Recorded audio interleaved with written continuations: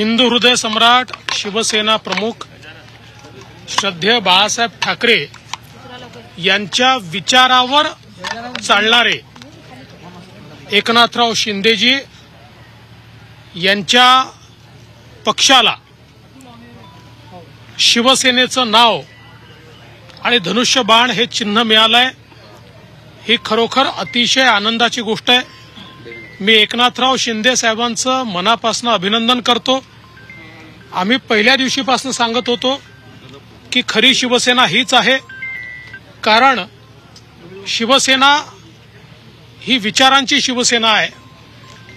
त्यामुळे तो विचार पुढे नेण्याचं काम एकनाथराव शिंदे साहेब करतायत आणि म्हणून कोणीही खासगी मालमत्ता म्हणून शिवसेनेवर अधिकार सांगू शकणार नाही।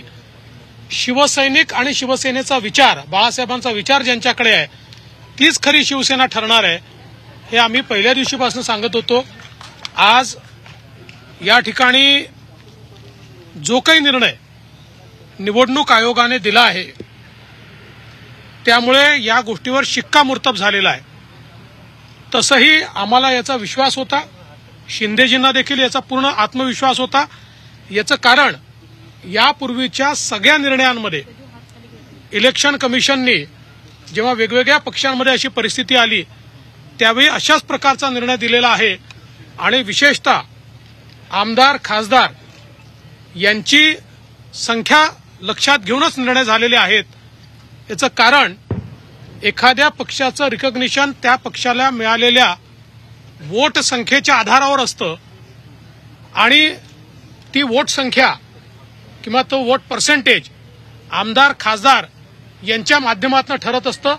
अर्थात मी काही अजून पूर्ण निकाल वाचलेला नाही, त्यामुळे मी निकालाचं विश्लेषण आता करणार नाही, पण मी अत्यंत मनापासून एकनाथरावजी शिंदे यांचं अभिनंदन करतो आणि शिवसेनेचं शिंदेजींच्या नेतृत्वात अभिनंदन करतो। सर्वोच्च न्यायालयात जाण्याच्या तयारीत आहे, याविरोधात भेदभाव झाला, दबाव होता निवडणूक आयोगावर, असं संजय राऊत म्हणाले। मी हे 5-7 दिवसापूर्वीच घोषित केलं होतं की इलेक्शन कमिशनचा निर्णय काय आला त्यांच्या बाजूने आला तर election commission free and fair, त्यांच्या विरोधात आला तर दबाव, सर्वोच्च न्यायालयाचा निर्णय त्यांच्या बाजूने आला तर सर्वोच्च न्यायालय फ्री अँड फेअर, सर्वोच्च न्यायालयाचा निर्णय त्यांच्या विरोधात आला तर त्याच्यावर दबाव। त्यांच्या रिएक्शन आम्हाला माहिती आहे। माझं स्पष्ट मत आहे की शेवटी या देशामध्ये न्याय आहे, कायदा आहे आणि संविधान आहे, याच्या अंतर्गत झालेला निर्णय आहे। जरूर त्यांनी सर्वोच्च न्यायालयात जावं किंवा उच्च न्यायालयात जावं, तो त्यांचा अधिकार आहे।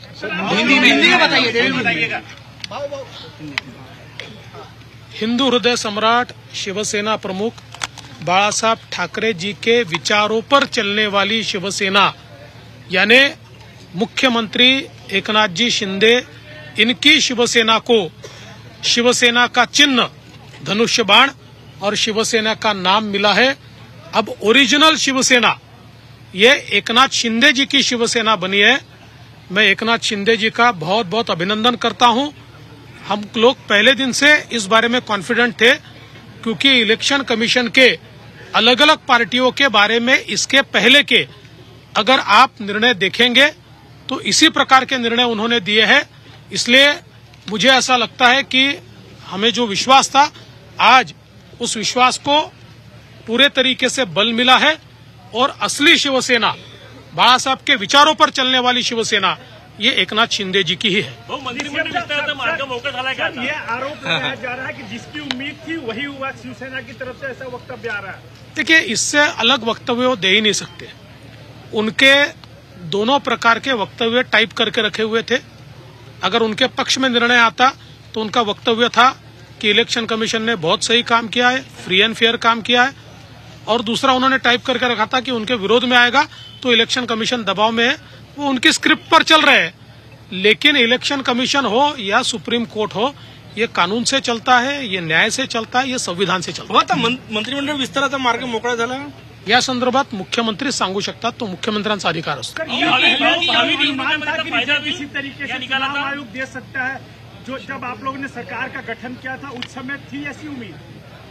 देखिए, ये पूरी उम्मीद हमको इसलिए थी क्योंकि आखिर इलेक्शन कमीशन को उनके पुराने फैसलों के आधार पर चलना पड़ता है।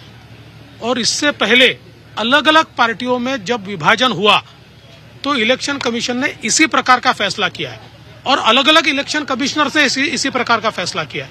इसलिए हम लोगों को ये उम्मीद थी की उसी प्रकार का फैसला हमारे बारे में भी आएगा। हो आगामी निवडणुकांमध्ये याचा फायदा होईल या निकालाचा?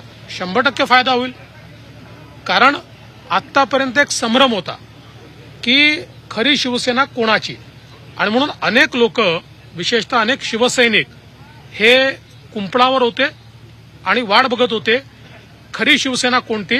आता त्यांना समजलं खरी शिवसेना कोणती, त्यामुळे ते खऱ्या शिवसेनेत जातील। सह्याद्रीची उंची म्हणजे